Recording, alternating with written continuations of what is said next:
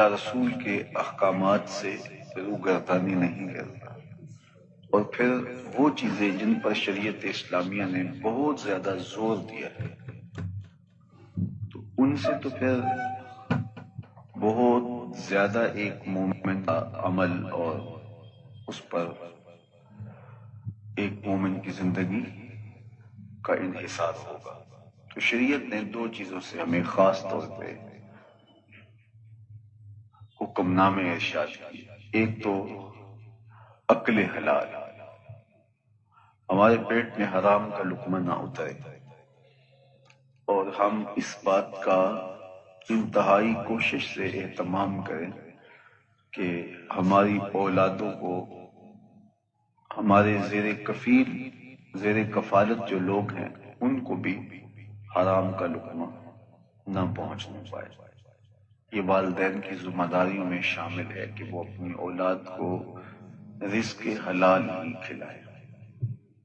جب آپ اپنی اولاد کو رزق حلال کی بجائے مشکوک یا حرام رزق کھلا دیتے ہیں تو پھر اس کا عملی نتیجہ یہ ہوتا ہے کہ وہ اولاد صالحیت کے نور سے محروم ہو جاتی ہے۔ اور اگر کسی شخص کی اولاد صالح نہ ہو، پاکیزہ وصف نہ ہو، نیک اور فرما بردار، موتی اور فطرتاً صالحیت کے ماحول میں پرورش پانے والی نہ ہو تو ماں باپ کے لیے پھر کیا باقی بچتا ہے؟ تو اولاد کا صالح رہنا کس طرح ممکن ہے کہ وہ نیک ہو اور صالح ہو؟ یہ تبھی ممکن ہے جب آپ اپنی اولاد کو رزق حلال کھلائیں۔ رزق حرام کا تو سوال ہی پیدا نہیں ہوتا، رزق مشکوک سے بھی ان کو بچائیں۔ جب آپ اپنی اولاد کو پاکیزہ رزق دیتے ہیں تو پھر ان کی تربیت بھی ایک اچھے ماحول میں ہوگی، اور ان کی فطرت کے اندر عفت، پاک دامنی، وفا، محبت، اطاعت و فرما برداری، انقیاد اور یہ سارے اوصاف حمیدہ جو آپ دیکھنا چاہتے ہیں ان میں آپ دیکھ پائیں گے۔ اور اگر آپ اپنی اولاد کو حرام رزق دیتے ہیں تو حرام رزق سے پلا ہوا بدن کبھی بھی وہ نتائج نہیں دے سکتا جو آپ چاہتے ہیں۔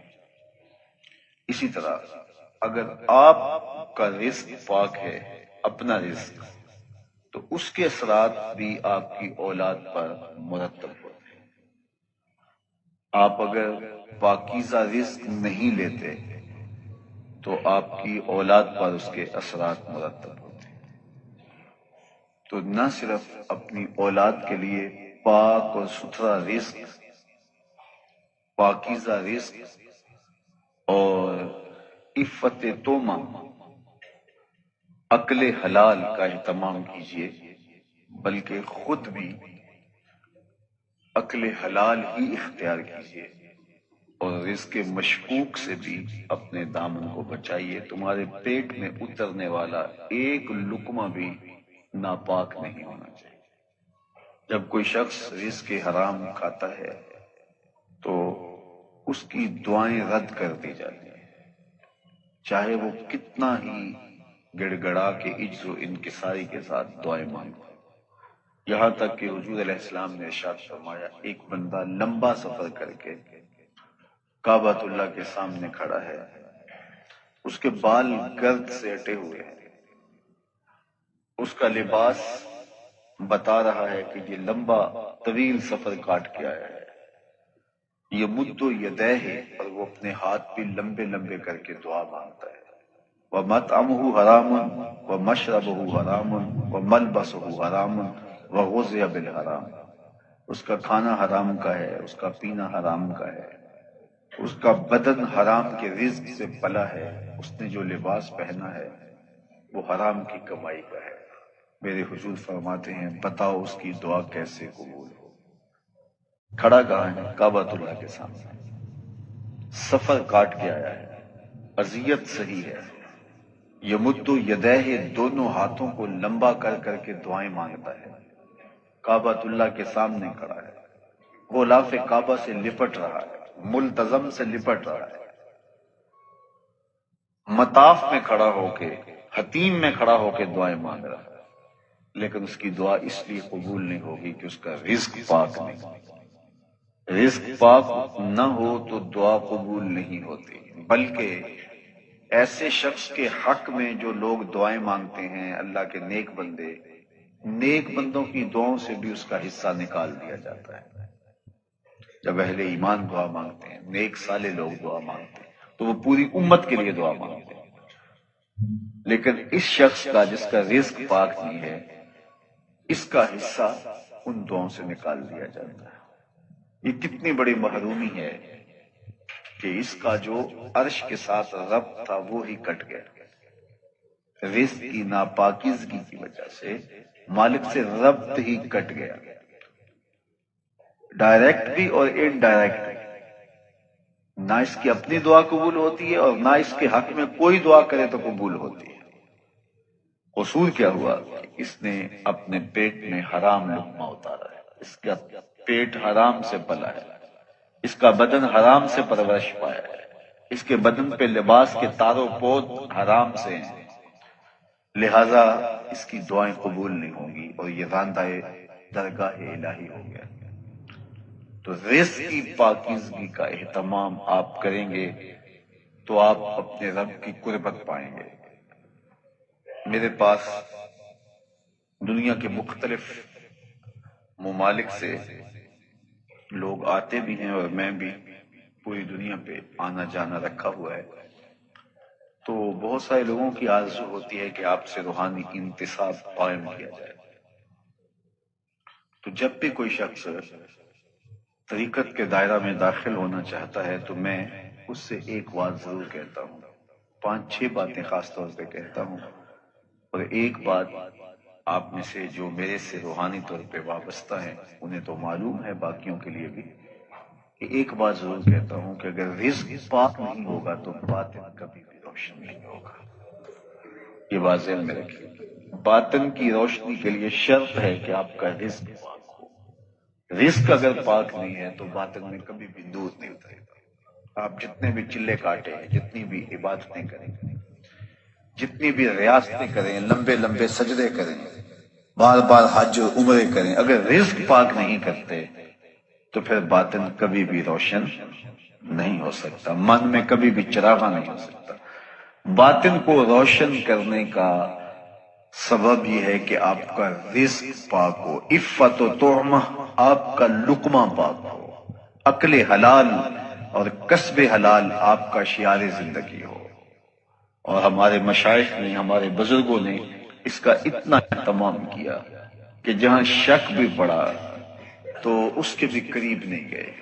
حضرت ابو صالح جنگی دوست ایک بہت بڑے بزرگ گزرے ہیں، دجلہ کے کنارے وضو کر رہے تھے، بھوک کی شدت تھی، پانی کے بہاؤ پہ ایک سیب آتے ہوئے دیکھا، جب قریب آیا تو دل میں آرزو پیدا ہوئی، بھوک تو لگی تھی، اسے پکڑا، توڑا اور کھا گئے۔ جب سیب کھا چکے تو دل میں خیال آیا یہ تو میرا تھا ہی نہیں، یہ تو پانی میں بہتا ہوا جا رہا تھا، مالے لکتا تھا، میرا تو تھا ہی نہیں، تو میں نے کیوں کھا لیا؟ اب پریشانی بن گئی، پیٹ میں اتر چکا ہے۔ اب جدھر سے سیب آیا تھا بہتا ہوا، جس سمت سے، اس سمت سفر شروع کر دیا۔ ایک باغ دیکھا جس کی شاخیں جھکی ہوئی ہیں دریا کے اوپر، اور وہ شاخیں سیب سے بھری ہوئی ہیں، سمجھ گئے کہ یہاں سے گرا ہوگا۔ چونکہ یہ دجلہ جو ہے اس کے کنارے بہت زیادہ باغات واقع ہیں، اس کو ام البساتین بھی کہتے ہیں، باغوں کی ماں۔ دجلۃ الخیر ام البساتین۔ تو سمجھ گئے، گمان غالب یہ ہوا کہ یہاں سے سیب گرا ہوگا، تو باغ کے مالک کے پاس پہنچے اور کہا کہ غالب گمان کے مطابق آپ کے باغ سے گرا ہوا سیب پانی میں بہتا ہوا جا رہا تھا، میں نے اٹھایا اور کھا لیا، کیا مجھے معافی مل سکتی ہے؟ وہ بڑے حیران ہوئے کہ پانی میں بہتا ہوا سیب لوگ اٹھا کے کھا لیا کرتے ہیں اور پھر اس کے مالک کو کبھی تلاش نہیں کرتے، یہ کون ہے کہ جو اتنا محتاط ہے اور اس کی زندگی ایسے حزم و احتیاط سے گزرے؟ یہ تو کوئی گوہر یکتا ہے، یہ کوئی در نایاب ہے۔ دیکھا اور کہا معافی یوں ہی تو نہیں ملے گی؟ تو کہا کہ حضرت بتائیے کیسے ملے گی؟ فرمایا 12 سال تک میرے باغ کی گوڈی کرنی پڑے گی، اس باغ کو پانی دینا پڑے گا۔ کہا اس کے بعد معافی مل جائے گی؟ کہا ایک شرط اور ہوگی، اس کے بعد معافی ہوگی۔ کہا ٹھیک ہے، 12 سال باغ کی گوڈی کرتے رہے، خدمت میں لگے رہے۔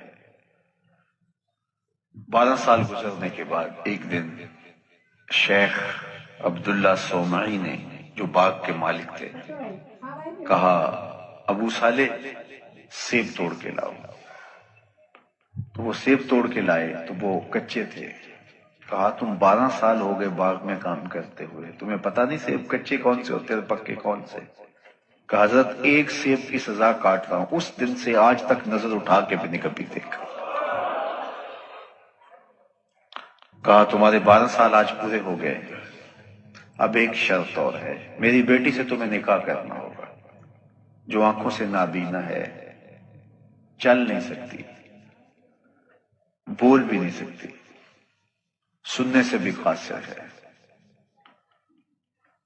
کہا اس کے بعد تو معافی ہوگی؟ کہا ہاں۔ کہا میں قبول کرنے کے لیے تیار ہوں۔ اللہ اکبر، نکاح ہو گیا۔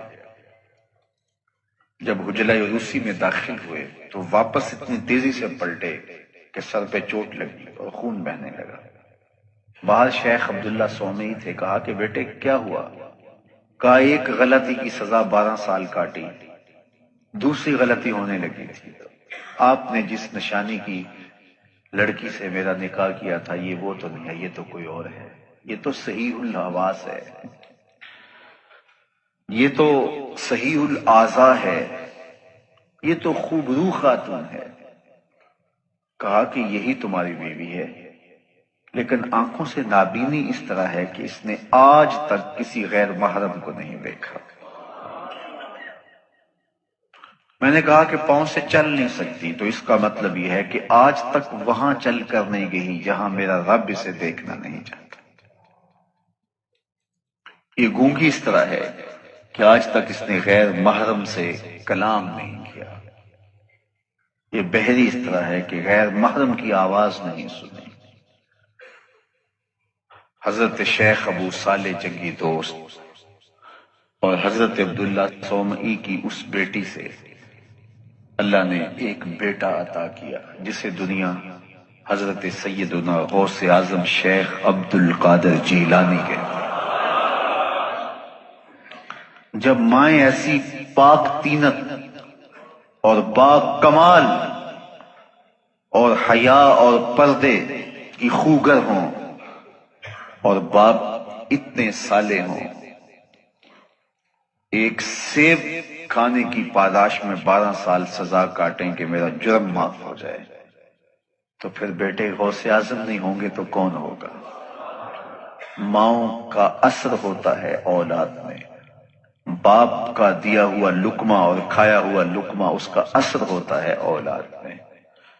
تو پھر زمانے نے دیکھا حضرت غوث اعظم رضی اللہ تعالی عنہ نے کیسے معاشرے کو بدل کے رکھ دیا۔ محی الدین کے نام سے زمانہ انہیں جانتا ہے، اور انہیں واقعی دین کی مردہ قدروں کو زندہ کیا۔ آج بھی حضور غوث اعظم، بلکہ آج کل عرس لگا ہے ان کا، انشاءاللہ اللہ نے چاہا تو 2-3 دن کے بعد انشاءاللہ 2-4 دن کے لیے ہم بھی وہاں ہوں گے، ان کی مرکز نور کو، تربت رحمت کو زیارت، ان کی تربت رحمت کی زیارت سے مالا مال ہوں گے. سعادتوں بھرے یہ لمحے اللہ آپ سب کو نصیب کرے. اور ایک میلہ سا لگا، عرب بھی آ رہے ہیں، عجم بھی آ رہے ہیں، دنیا کے کونے کونے سے لوگ آ کے بغداد شہر دی کیے نشانی، اچیاں لمیاں چیراں ہوں. اللہ اے تن میرا پرزے پرزے جیوں ترزی دیاں لیرا ہوں. انہاں لیراں دی گل کفنی پا کے تے میں رلساں سنگ فقیراں ہوں. بغداد شہر دے ٹکڑے منگساں تے کرساں میرا میرا ہوں. شہنشاہ اور کج کلا اس چوکھٹ پہ ہاتھ باندھے کھڑے ہوتے ہیں. کیا مناظر ہوتے ہیں، کیا محبت نامے اور کیا عقیدتوں اور نور و نکہت کا ماحول. زندگی انہوں نے اللہ اس کے رسول کے نام پہ لگا دی. آج مرنے کے بعد بھی زندہ. فقیر نام تنا دا باہو قبر جنا دی جیوے ہو.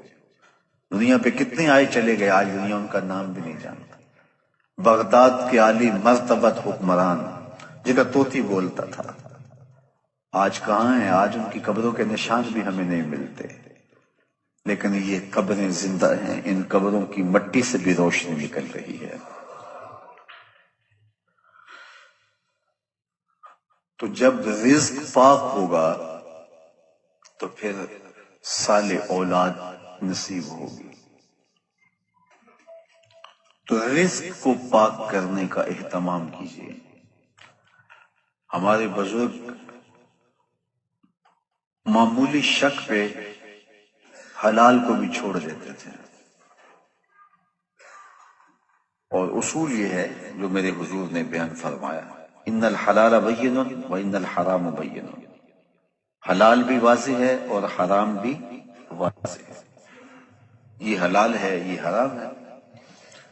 وبینہما امور مشتبہات، حلال اور حرام کے درمیان کچھ شبہ والی چیزیں. فرمایا جو شبہ میں پڑ گیا وہ حرام میں پڑ گیا. تو اپنے آپ کو حرام سے بچائیں. قرب قیامت کے فتنوں سے یہ ایک فتنہ بیان کیا گیا کہ لوگ مال کمانے میں لگ جائیں گے اور یہ نہیں سوچیں گے امن الحلال امن الحرام، کہ یہ جو ہم کما رہے ہیں یہ حلال سے ہے یا یہ حرام سے ہے. حرام اور حلال کی تمیز اٹھ جائے گی. لوگوں کا مطمع نظر، لوگوں کا مقصود کسب، کاروبار کا جو ہے وہ مدعا یہ ہوگا کہ ہم نے رزق اکٹھا کرنا ہے، ہم نے دولت جمع کرنی ہے. دولت کو جمع کرنے کی ہوس اور خواہش اور آرزو سے یہ امتیاز اٹھ جائے گا کہ یہ جو ہم کما رہے ہیں یہ حلال کا ہے یا یہ حرام کا ہے. پیسے آنے چاہیے، مال آنا چاہیے، چاہے حلال ہو چاہے حرام ہو. لوگوں کی غرض یہ ہو جائے گی.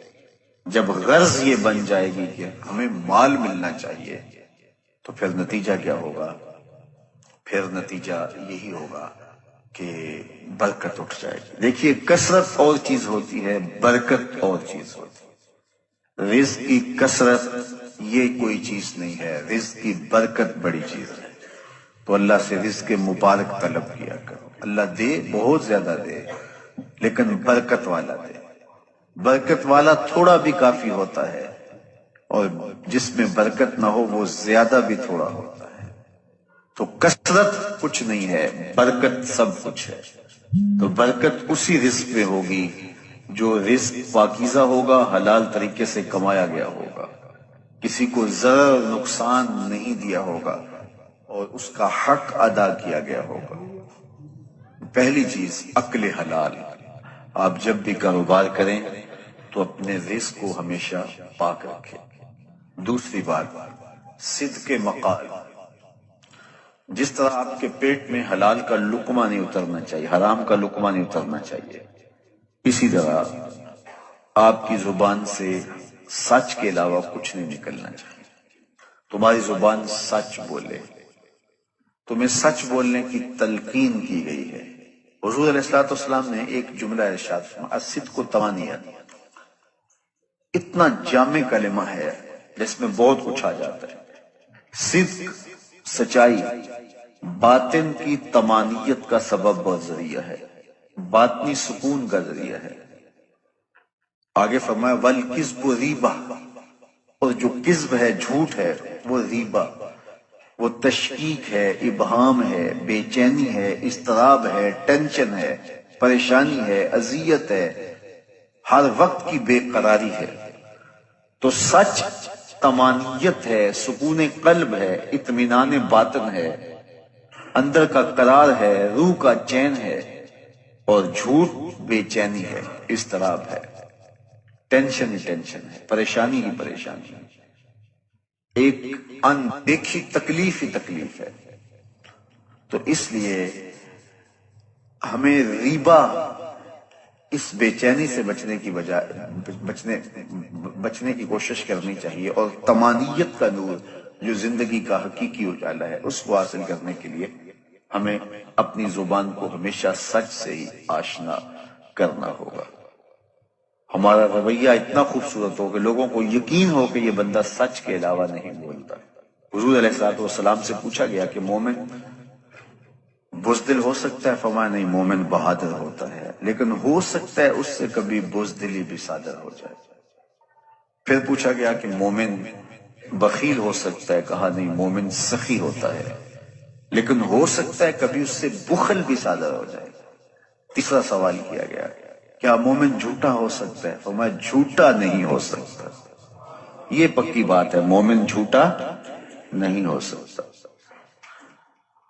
ایک حدیث پاک میں آتا ہے جب کوئی شخص جھوٹ بولتا ہے تو اس کے منہ سے بدبو نکلتی ہے، جس کو عام لوگ تو نہیں سونگھ سکتے، لیکن اللہ کے رحمت کے فرشتے سونگھتے ہیں، اور وہ 1 میل دور ہٹ جاتے ہیں۔ اگر وہ دوبارہ جھوٹ بولتا ہے تو پھر اس کے منہ سے بدبو نکلتی ہے، 1 میل اور پیچھے ہٹ جاتا ہے۔ اور ہم اگر جھوٹ بولتے رہیں تو رحمت کے فرشتے ہم سے پیچھے ہٹتے رہتے ہیں، ہٹتے رہتے ہیں، ہٹتے رہتے ہیں۔ پھر اندازہ کرو کہ فرشتے کہاں تک جا چکے ہیں اگر ہماری زندگی جھوٹ سے بھری ہوئی ہے۔ تو جب ہماری اطراف میں رحمت کے فرشتے نہیں ہوں گے تو ہم ہر وقت بے چین رہیں گے جھوٹ کی وجہ سے، اور جب ہم رحمت کے فرشتوں کے جرمٹ میں رہیں گے تو ہم قرار، سکون اور طمانینت میں رہیں گے۔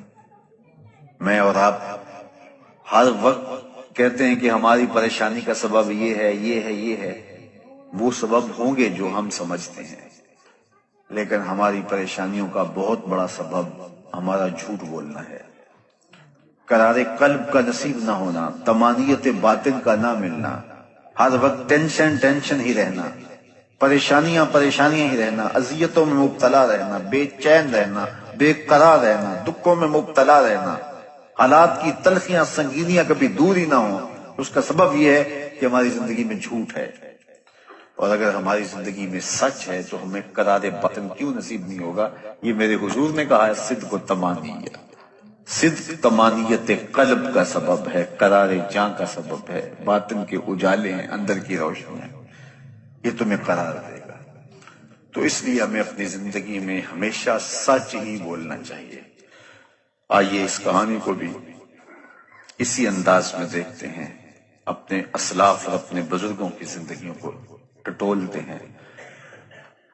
حضرت غوث اعظم شیخ عبد القادر جیلانی علیہ رحمہ و رضوان، آپ سفر پہ جاتے ہیں تو ڈاکو پڑتے ہیں، سب کی تلاشی ہوتی ہے۔ آپ چونکہ کم عمر تھے تو سرسری سی تلاشی لے کے آگے آپ کو بھیجنے لگتا ہے ڈاکو، تو ساتھ ہی پوچھتا تمہارے پاس کچھ نہیں؟ کہا نہیں، میرے پاس 40 درہم ہے۔ تو وہ رک گیا، کہاں ہیں؟ ہاں یہ آستین میں سی ہوئے۔ تلاشی لی تو واقعی 40 درہم تھے، اپنے سردار کے پاس لے کے جاتا۔ یہ بڑا عجیب سا بچہ ہے، لوگ ڈاکوؤں سے مال چھپاتے ہیں اور اس نے مجھے بتایا ہے۔ تو وہ بھی حیرت زدہ ہو کے پوچھتا ہے یہ کیا کہانی ہے؟ لوگ تو ڈاکوؤں سے مال چھپاتے ہیں اور تمہاری تلاشی ہو گئی تھی، تمہیں آگے بھیجتے بھیجتے اس نے بس پوچھ لیا تمہارے پاس بھی کچھ ہے، تو تم نے بتا دیا 40 درہم میں، تم خاموش رہتے یا کہتے نہیں میرے پاس کچھ نہیں ہے؟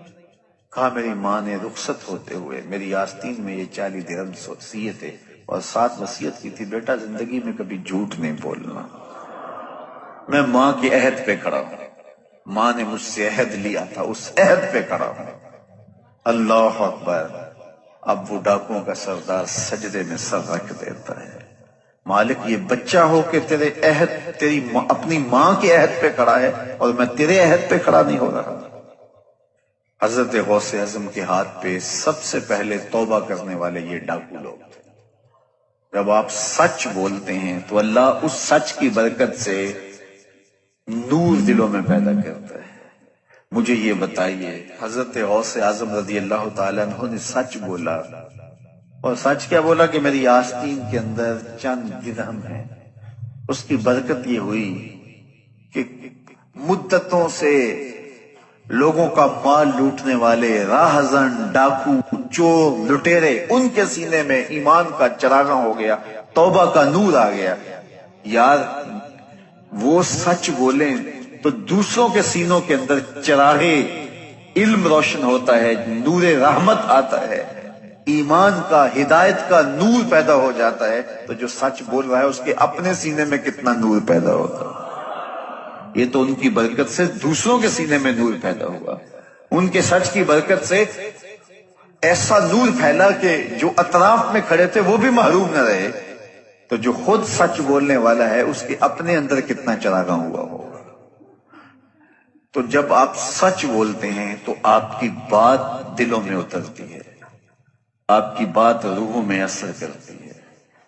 آپ جانتے ہیں میرے اور آپ کے آقا مولا لوگوں کو تبلیغ بعد میں کرنا شروع کی، صادق اور امین حضور کو پہلے لوگ کہتے تھے۔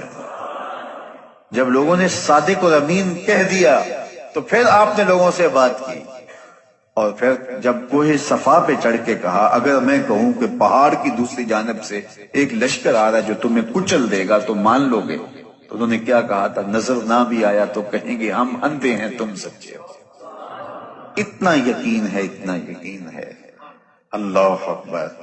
تو صاحب اپنی زندگی میں سچ شامل کیجئے، اپنے شب و روز کے اندر سچ شامل کیجئے۔ تم بولو تو کسی کو گمان بھی نہ ہو کہ یہ جھوٹ بول رہا ہے، لوگوں کو یقین اور اذعان ہو کہ یہ سچ کے علاوہ نہیں بولتا، اور پھر دیکھنا کہ تمہیں اس کی برکتیں کتنی نصیب ہوتی ہیں اور ان کو اس کی برکتیں کتنی نصیب ہوتی ہیں۔ اور ایک بات اور کروں گا، جب لوگوں کا تمہارے اوپر اعتبار قائم ہو جائے اور لوگ یہ سمجھیں کہ یہ بندہ سچ کے علاوہ نہیں بولتا، تو پھر کتنی زیادتی ہوتی ہے کہ تم جھوٹ بولو۔ جب لوگوں کو یہ یقین ہو جائے کہ یہ بندہ بولتا ہی سچ ہے، یہ جھوٹ نہیں بولتا، تو لوگوں کو جب مختلف ذرائع سے یا کسی وجہ سے یہ یقین پیدا ہو جاتا ہے اور تم جھوٹ بولو، لوگ اس کو سچ سمجھ رہے ہو، تو یہ کتنا برا عمل ہوتا ہے کہ تم لوگوں کے اعتماد کو ٹھیس پہنچا رہے ہو، تم لوگوں کا بھرم توڑ رہے ہو، تم لوگوں کے بھروسے سے کھیل رہے ہو۔